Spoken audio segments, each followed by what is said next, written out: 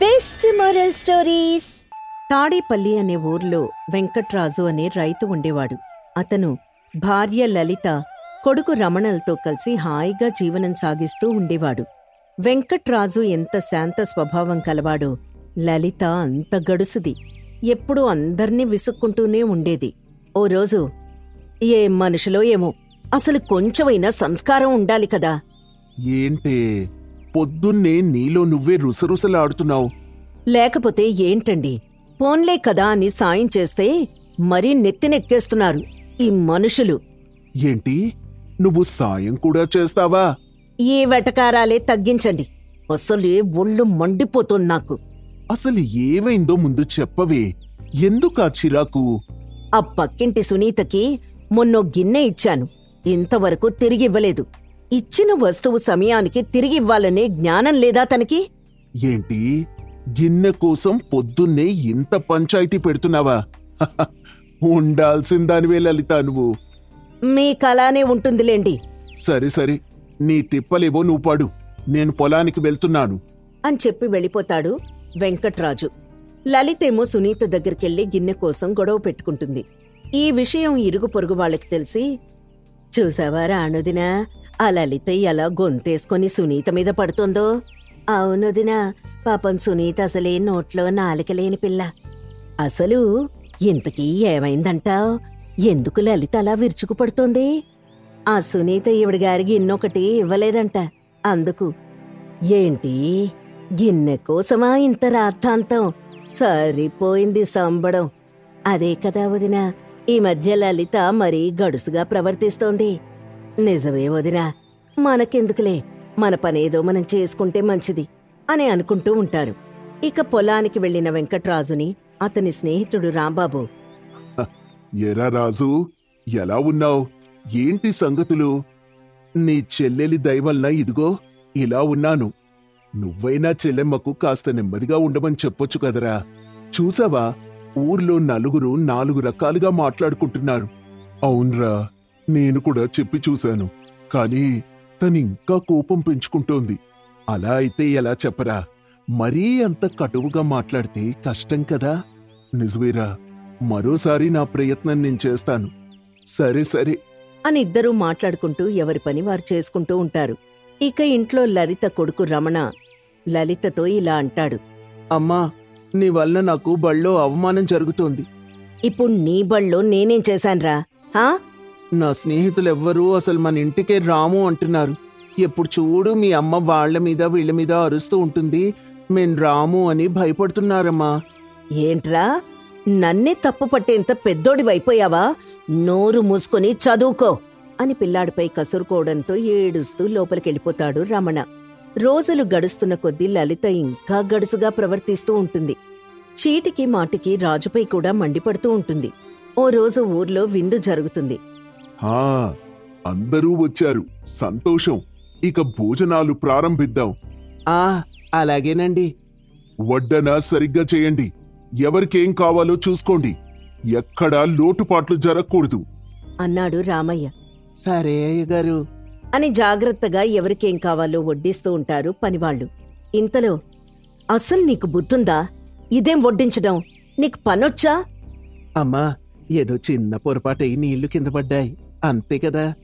మాట్లాడకు. అతిథుల్ని చూసుకునే పద్ధతి ఇదేనా? అసలెందుకు పనికి రానివాడివి నువ్వు? అమ్మా లలిత, ఏంటమ్మా మాటలు? ఏదో పొరపాటయింది అన్నాడు కదా, వదిలే. అవును లలిత, వదిలేయవే. చిన్న తప్పులకు కూడా ఇలా కఠినంగా ఉంటే ఎలా లలిత? మీరు మాట్లాడకండి మధ్యలో. అసలు ఏమనుకుంటున్నారు నా గురించి, హా?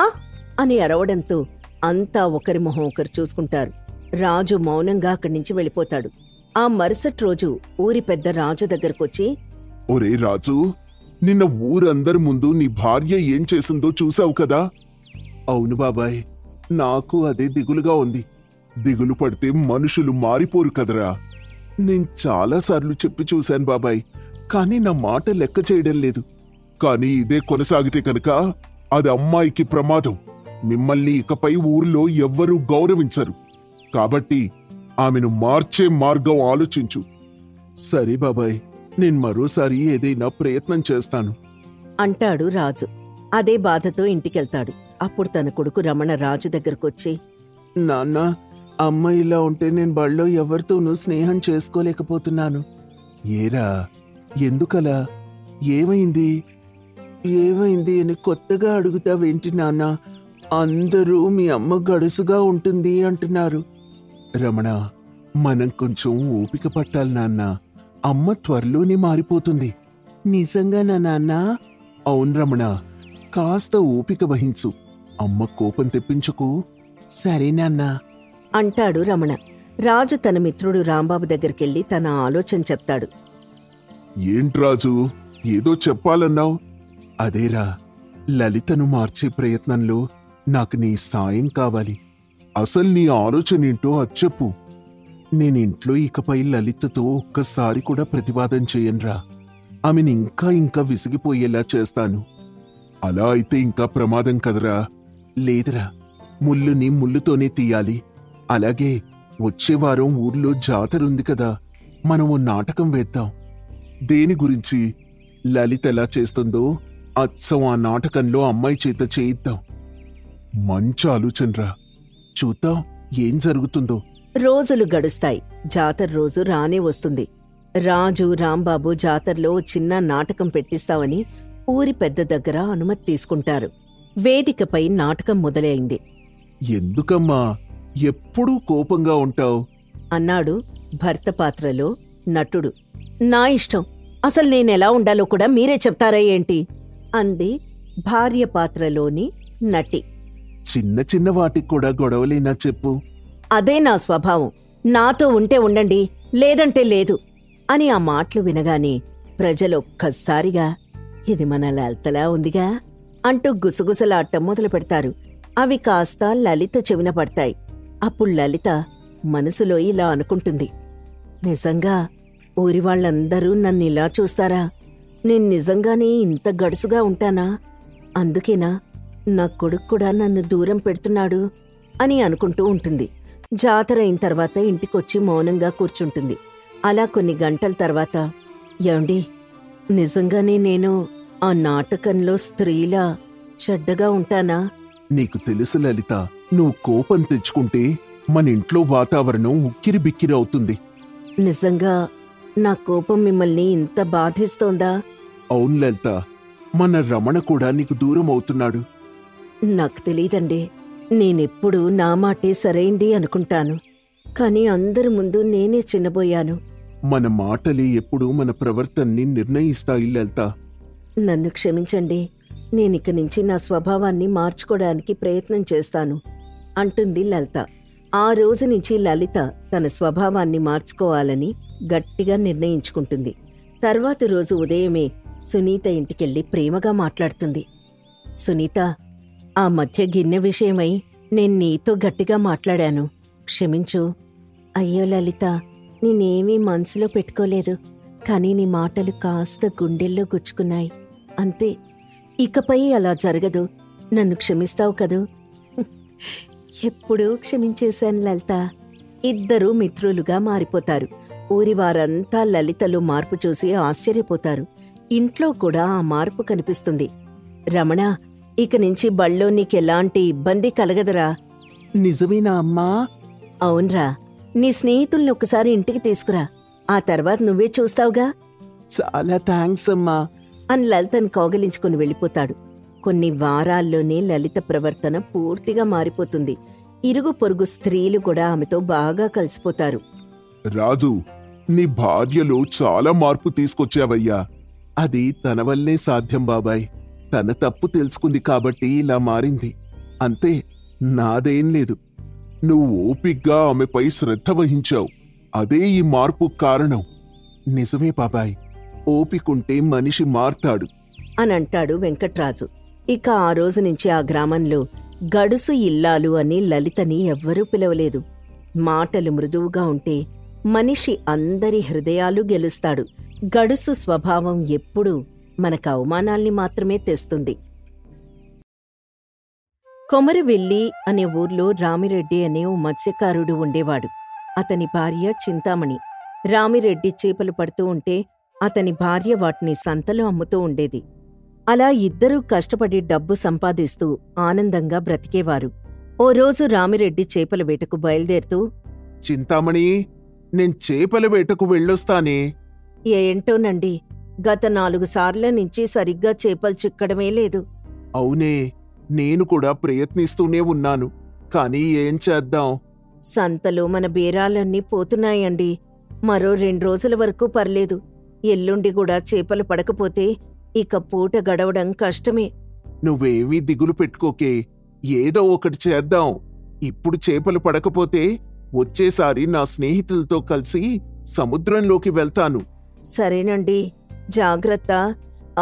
నేను సంతకు వెళ్ళొస్తాను సరే సరే, నేను కూడా చెరువు కాడికెళ్ళొస్తా అని ఎవరి పనికి వాళ్ళు వెళ్ళిపోతారు. రామిరెడ్డికి మాత్రం రోజంతా కష్టపడినా ఒకే ఒక్క చేప వల్లో చిక్కుతుంది. దీంతో దిగులుగా ఇంటికొస్తాడు. ఏమయ్యా, చేపలు దొరికాయా? లేదే, రోజంతా వల వేస్తూనే ఉన్నాను. ఒకే ఒక్క చేప చిక్కింది, అంతే. పోన్లే, ఈ ఒక్క చేపైనా ఉంది. ఎల్లుండి ఉదయం దాకా నెట్టుకు రావచ్చు. కానీ ఆ తర్వాత మన పరిస్థితి ఏంటి? నాకేమీ పాలు పోవడం లేదు. ఏం కాదులేవయ్యా, ఈసారి బలంగా వలవేసి చూడు, చిక్కుతాయి సరే, చూద్దాం అని చెప్పి ఆ మరుసటి రోజు అందరికంటే ముందే తెల్లవారుజామునే వేటకు బయలుదేరి వెళ్తాడు. ఈసారి చాలా బలంగా వలవేస్తాడు. కొన్ని గంటల తర్వాత వలను లాగుతాడు. అది చాలా బరువుగా ఉండడం వలన సాయానికి కొందరిని పిలుస్తాడు. అప్పుడక్కడి వారు, ఏంట్రా ఇది, ఎంత బరువుగా ఉంది? సానా సేపలు పడ్డట్టున్నాయిరో. నీ పంట పండింది పో. అంతకంటే సంతోషమేముంది? లాగండి లాగండి, నక్కతోక తొక్కినట్టున్నావురా అంటూ ఆ వలని లాగుతూ ఉంటారు అందరూ. తీరా చూస్తే ఆ వల్లో ఒకే ఒక్క చేప వింతగా ఉంటుంది. అది అన్ని చేపల్లా ఉండదు. దీంతో అక్కడ్లో ఒకతను ఇలా అంటాడు, ఒక్క చేపే పడిందా? నేనింకా ఇంత బరువుగా ఉంటే చాలా సిక్కినాయి అనుకున్నాను కదరా. ఏదో చెత్త పడుంటది. ఛ, దీనికోసం సమయం అంతా వృధా అయిపోయింది. పదండి పదండి పోదాం. అయ్యో, ఈ చేప ఎందుకు పనికిరాని దానిలా ఉందే. పాపం నువ్వు. సరేలే, ఇక మేం వెళ్ళొస్తాం అని చెప్పి ఎవరిదారిన వాళ్ళు వెళ్ళిపోతారు. ఆ చేప మాత్రం విచిత్రంగా ఉండడంతో రామిరెడ్డి దాన్ని తీసుకుని చింతామణికిస్తాడు. అంత కష్టపడితే ఈ చేప దొరికిందే. అక్కడ వాళ్ళేమో ఇదెందుకు పనికిరాదు అంటున్నారు. ఇదేమో చాలా విచిత్రంగా ఉంది. అవునయ్యా, దీని కళ్ళు మెరుస్తున్నాయి. ఇక్కడ చూడు, బంగారు రంగులో చర్మం ఎలా ఉందో. అవునే, నిజమే. నేను గమనించలేదు సుమీ. ఎందుకైనా మంచిది, దీన్ని పెద్ద చేపల వ్యాపారి ముత్తయ్యకు చూపిద్దామయ్యా సరే పద అని ఆ వింత చేపను తీసుకుని ముత్తయ్య దగ్గరికి వెళ్తారు. అతను దాన్ని తీరిగ్గా పరిశీలించి, రామిరెడ్డి, ఇది మామూలు చేప కాదు. ఇలాంటి చేపలు చాలా అంటే చాలా అరుదుగా చిక్కుతూ ఉంటాయి. అవునా ముత్తయ్యా? అవును రామిరెడ్డి, పట్టణాల్లో వీటి ధర సుమారు 20,000కు పైగానే పలుకుతుంది. 20,000? దీన్ని నువ్వు ఒక్క 4 రోజులు కాపాడేవి అనుకో, నేను బేరం మాట్లాడుకుంటాను. ఇంకా ప్రాణంతోనే తన్నుకుంటుంది కదా. మీరు మాట్లాడండి, ఈ 4 రోజులు మేం దీన్ని కంటికి రెప్పలా చూసుకుంటాం అని చెప్పింది చింతామణి. ఆ చేపని తీసుకుని ఇంటికొస్తారు. దాన్నొక తొట్టెలో వేసి కావలసిన ఆహారం అది ఇస్తూ ఉంటారు. ఇక అందరూ పడుకున్న తర్వాత అర్ధరాత్రి సమయంలో ఓ శబ్దం ఇలా వినిపిస్తుంది. నన్ను విడిచిపెట్టు రామిరెడ్డి, నేను మామూలు చేపను కాదు. దయచేసి నన్ను వదిలేయి. నీకేమి కావాలన్నా ఇస్తాను అని పదే పదే వినిపిస్తూ ఉంటుంది. రామిరెడ్డి దాన్ని బాగా ఆలకిస్తాడు. కాని బహుశా అది కలేమో అనుకుని వదిలేస్తాడు. ఆ మర్నాడు చింతామణి ఇలా అంటుంది, ఏవయ్యా, రాత్రి నీకేవైనా వింత శబ్దాలు వినిపించాయా? వింతవా అంటే ఎలాంటి శబ్దాలు? అదేనయ్యా, నన్ను విడిచిపెట్టు అని ఎవరో అంటున్నట్టుగా నాకు వినిపించింది. నీక్కూడా వినిపించిందా? నాక్కూడా వినిపించింది. అవును, అదెవరై ఉంటారు అని ఆలోచిస్తూ ఉండగా ఆ శబ్దం మళ్లీ వినిపిస్తుంది. ఈసారది తొట్టిలో నుంచి వస్తుందని గమనించి ఆ తొట్టె దగ్గరికి వెళ్తారు. మీతో మాట్లాడింది నేనే. నేను మామూలు చేపను కాదు. నన్ను వదిలేస్తే మీరు చాలా సంతోషంగా ఉంటారు. మీకేం కావాలన్నా నేనిస్తాను అని అనడంతో వాళ్ళిద్దరూ ఆశ్చర్యపోతారు. తిరిగి ఆ చేపతో మాట్లాడడం స్టార్ట్ చేస్తారు. మేం నిన్నెలా నమ్మేది? నువ్వు మా మీద మాయలు ప్రయోగిస్తున్నావేమో. మాకు నమ్మకం లేదు. అవును, నిన్ను వదిలేశాక మేము రోడ్డున పడితే? లేదు, నన్ను నమ్మండి. నేను మీ ఇంట్లో మరో 3 రోజులు ఉంటాను కదా. మీ పరిస్థితులు ఎలా ఉంటాయో చూడండి. 4వ రోజు నన్ను సముద్రంలో వదిలేయండి సరే చూద్దాం అనంటాడు రామిరెడ్డి. ఆ మరుసటి రోజు యథావిధిగా చేపల వేటకు వెళ్తాడు. ఊహించని విధంగా లెక్కలేనన్ని చేపలు వల్లో చిక్కుతాయి. దీంతో రామిరెడ్డి, చింతామణి, చింతామణి, చూసావా మన వలలో ఎన్ని చేపలు చిక్కాయో? అమ్మో అమ్మో అమ్మో, ఇన్ని చేపలా! మనం 2 నెలలకు సరిపడా డబ్బు సంపాదించొచ్చు. నిజమేనే, అది ఏంటో తెలియదు కాని నా పాత పడవ, వల అన్నీ కొత్తగా ఉన్నాయి. అవునా? అయితే ఇదంతా చేప వల్లే అంటావా? అవునేమో మరి, కానీ ఈ విషయం ఎవ్వరితో చెప్పకు. ఆ సరేనయ్యా, అలాగే అంటుంది చింతామణి. ఆ 3 రోజులు కూడా వారు ఎక్కడ్లేని ఐశ్వర్యాన్ని అనుభవిస్తారు. దీంతో 4వ రోజు వారు చేప దగ్గరకు వెళ్లి, చింతామణి ముందుగా ఇలా అంటుంది, నువ్వు చెప్పింది నిజమే. మాకు నీ వల్ల బోలెడు మేలు జరిగింది. అవును, ఎప్పుడు లేంది నా వల్ల లెక్కలేనన్ని చేపలు చిక్కుతున్నాయి. మాకు చాలా ధనం లభిస్తోంది. నేను చెప్పాను కదా, మీరు నన్ను సముద్రంలో వదిలేస్తే మీకింకా ఎక్కువ ధనం వస్తుంది. నిజమేనా? నిజమే. నేను బ్రతికుంటే మీకేది కావాలంటే అది ఇస్తాను. అమ్మేస్తే నా ప్రాణం పోతుంది అని చెబుతూ ఉండగా అక్కడకు ముత్తయ్య ఓ పట్నం వ్యక్తిని తీసుకొనొస్తాడు. రామిరెడ్డి, నీ పంట పండిందయ్యా. నేను పట్నం నుంచి పెద్ద బేరం తీసుకొనొచ్చాను. అవునా? ధర ఎంత పలుకుతుంది? ఈ చేపకీనా 40,000 రూపాయలు ఇస్తాను అన్నాడు. అంతిస్తా అన్నారా? కానీ అది ముత్తయ్య గారు. ఇంకా కానీ ఏంటమ్మా? మరేం లేదు. చింతామణి, ఓసారి పక్కకి రా అని చెప్పి ఆమెని పక్కకి తీసుకుని వెళ్తాడు. ఆ చేప మాయా చేప. నిజం చెప్తుందో అబద్ధం చెప్తుందో మనకేం తెలుసు? తీరా సముద్రంలో వదిలేసిన తర్వాత మనకి మేలు చేయకపోతే? కానీ అది చేస్తాను అని చెప్పింది కదయ్యా. ఏమోనే, నాకైతే నమ్మకం లేదు. అందుకే దాన్ని అమ్మేసి డబ్బు తీసుకుందాం అని ఆమెని ఒప్పించి చేపను అమ్మేస్తాడు. ముత్తయ్య ఇచ్చిన సొమ్ము తీసుకుంటాడు. ఆ మర్నాడు ఉదయం లేచి చూసేసరికి, చింతామణి, చింతామణి, ఓసారి ఇలా రా. అబ్బబ్బా, ఏంటయ్యా పొద్దు పొద్దున్నే? ఏమైంది నీకు? ఇలా చూడు, నా పడవ విరిగిపోయింది. నా వల కూడా తెగిపోయింది. అయ్యయ్యో, ఇప్పుడు ఎలా అయ్యా? రాత్రికి రాత్రే ఇలా అయిందేంటి? అదే నాకు అర్థం కావడం లేదే. ఇప్పటికిప్పుడు కొత్త పడవ, వల ఎవరిస్తారు? అందుకేనయ్యా ఆ చేపను సముద్రంలో వదిలేద్దామన్నాను. నువ్వే నా మాట ఇన్లేదు. నాకేం చేయాలో పాలుపోవడం లేదే. సరే సరే, మన ఊరి పెద్ద సుబ్బయ్య గారిని సాయం అడుగు అని చింతామణి చెప్పడంతో అతను సుబ్బయ్య దగ్గరికి వెళ్లి జరిగిన విషయమంతా చెప్తాడు. దీంతో సుబ్బయ్య ఇలా అంటాడు. చూడు రామిరెడ్డి, నువ్వు చాలా తప్పు చేశావు. ప్రకృతి ఇచ్చిన వరానికి మించి ఆశపడితే అది మొదటికే మోసం వస్తుంది. ఇప్పటికైనా నీ ఆశలు తగ్గించుకుంటే నీకు మంచిది. ఇంకెప్పుడు ఇలాంటి పనులు చెయ్యనయ్యా. సరే సరే, చెరువు పక్కన నా పడవలున్నాయి, వాటిని నువ్వు వాడుకో అని రామిరెడ్డికి చెప్తాడు. రామిరెడ్డి అలాగే బాధతో ఒక పడవను తీసుకుని చెరువు దగ్గరికి వెళ్తాడు. మాయా చేప, నేను ఆశపడి తప్పు చేశాను. నువ్వు చెప్పిన మాట వినలేదు. నన్ను క్షమించు అనగానే చెరువులో నుంచి ఓ మెరుపు వస్తుంది. అప్పుడు మరో చేప ఇలా అంటుంది. సరే, ఇక నుంచైనా ఆశపడకుండా ఇచ్చిన దాంతో తృప్తి చెందు అని వరం ఇస్తుంది. అప్పట్నుంచి ఎక్కువ చేపలు కాకపోయినా అవసరమైనన్ని చేపలు దొరుకుతూ ఉండేవి. అతను తిరిగి కష్టపడి జీవించేవాడు. ప్రకృతి ఇచ్చిన వరాలను మించి ఆశపడకూడదు. డబ్బు వెంట పరిగెడితే ఉన్నది కూడా కోల్పోతాం.